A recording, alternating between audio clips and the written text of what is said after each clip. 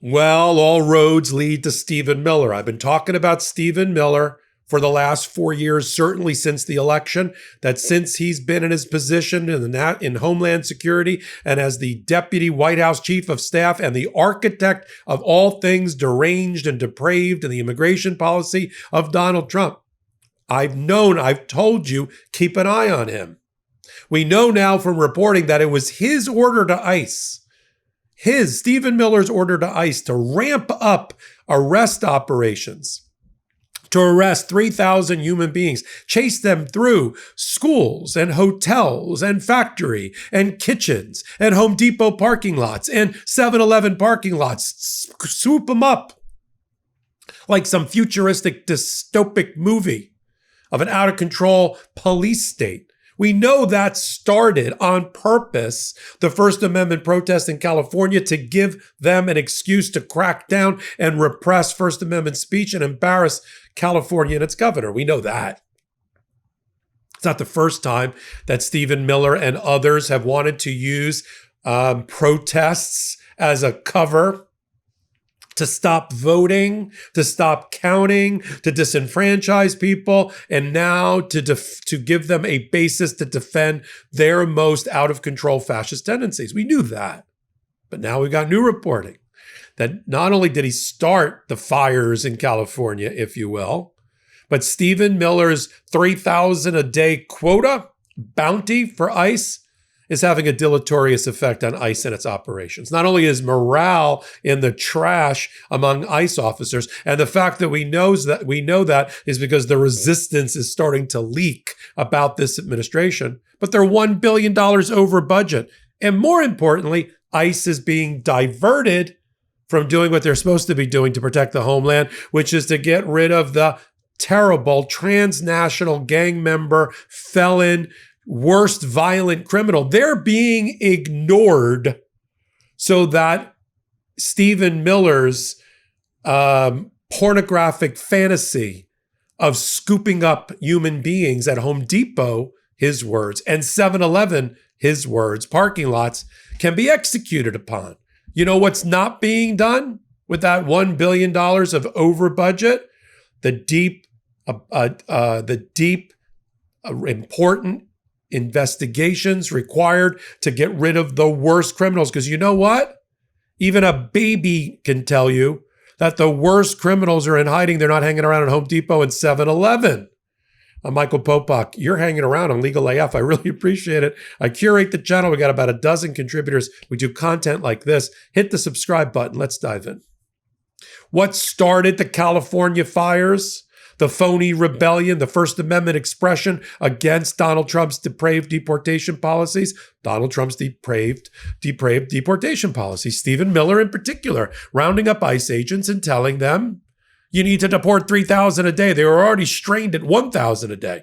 Now 3,000 a day. And now ICE internal resistance officers are reporting to newspapers like the New York Post, run by Rupert Murdoch, that morale is in the trash, that they can't go after the worst of the worst, which Tom Homan, the border czar, said was the focus. That's a lie. Because they can't go after the worst of the worst, because that takes sleuthing, that takes gumshoe, that takes investigation time. And they don't have the investigation time because they're stretched too thin trying to chase human beings through 7-Eleven and Home Depot parking lots. That's not where the criminals are. Fish where the fish are. That's not it.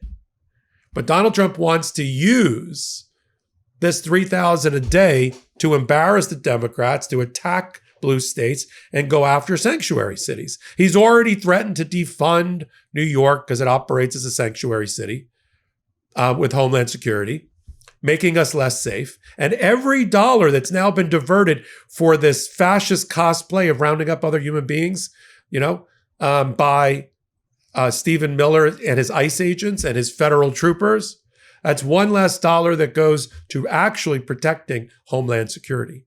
In fact, they've had to divert $500 million to this, and there's still $1 billion over budget. And where are they diverting it from? Protecting our ports, protecting our major cities and metropolises, protecting the economic centers of our country, protecting our utility grid, protecting our internet, and from cyber attacks and all the rest.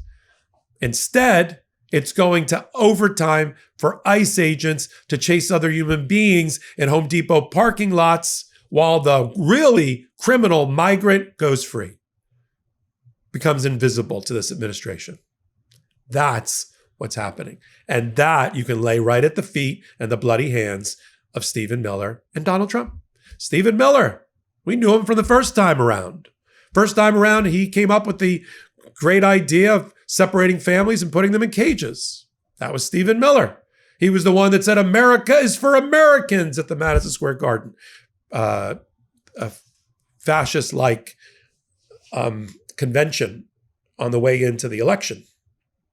It's Stephen Miller who holds and wields the most power, especially about domestic policy, of anyone, even more than Elon Musk ever did, from his perch at being both at Homeland Security and the Deputy White House Chief of Staff. And don't be fooled by his title. If he got a title that matched his power, it would be co-president for immigration and domestic policy issues. Donald Trump has completely outsourced it to a person who was not appointed and not confirmed by the Senate. That's how much power Stephen Miller has. It's a non-cabinet level position, but he wields tremendous power. It's like the equivalency of 3 Homeland Security. It's not Kristi Noem that's directing traffic. It's Stephen Miller.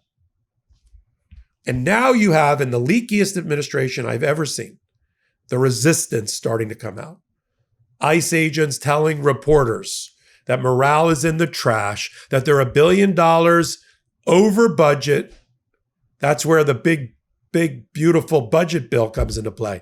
Another $5 billion for Homeland Security. Forget that. When you hear Homeland Security, don't feel more secure. Feel less secure. It's $5 billion to chase other human beings through hotels, farms, hospitals, parking lots. That's what that is. It got so bad, Donald Trump figured out that maybe decimating the hotel hospitality industry, the restaurant industry, the housing industry was not a great idea. The food production industry. So he put a pause on it. Well, don't do it. Don't go after them.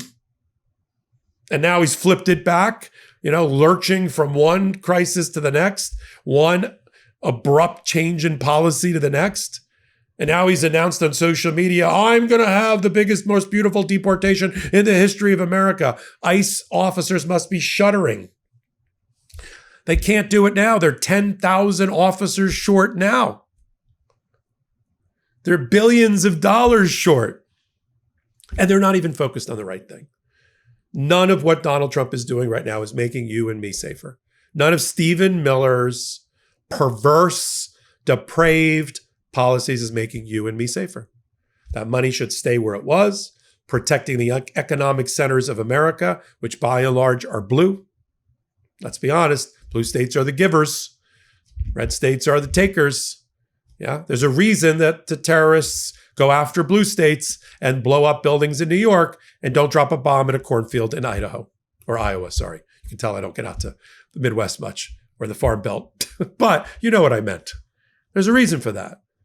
And we as Americans have to protect our economic engine, our technology engine, our internet infrastructure, our utility infrastructure. But Homeland Security is not doing it.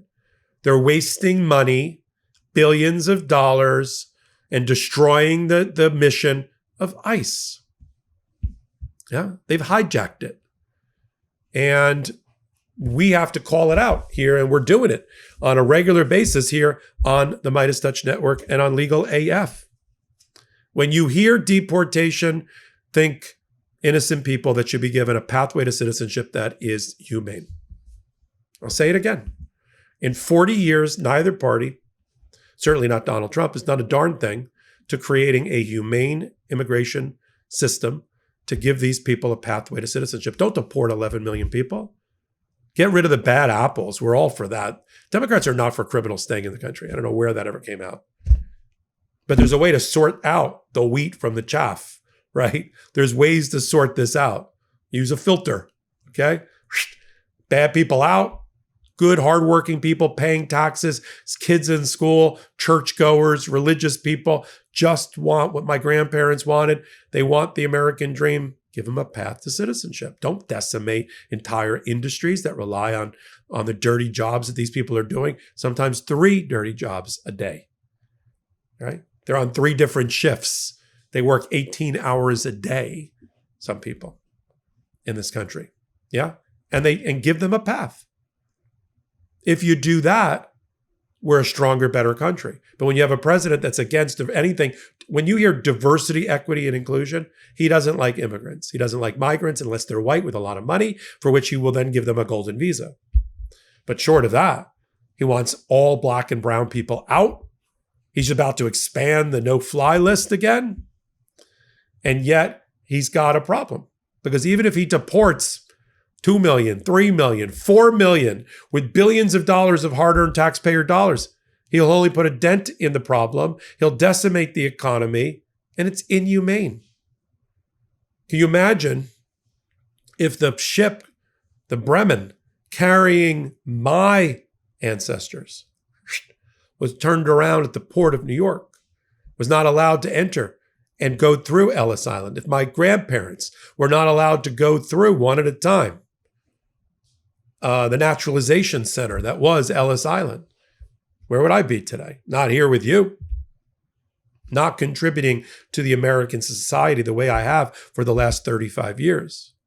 Not contributing my brand of patriotism, my brand of helping my neighbor. And economically too. That would all be left at the shore. So I have a lot of deep abiding feelings and empathy for the migrant class, for the undocumented, who have been undocumented primarily because they haven't been given a proper path to citizenship, the way the promise of America should provide. We'll continue to follow and focus on Stephen Miller. Follow him. I will. Join me here. Hit the free subscribe button. Follow all of our filings and commentary on Legal AF Substack, all right here. I'm Michael Popok, and you're on Legal AF.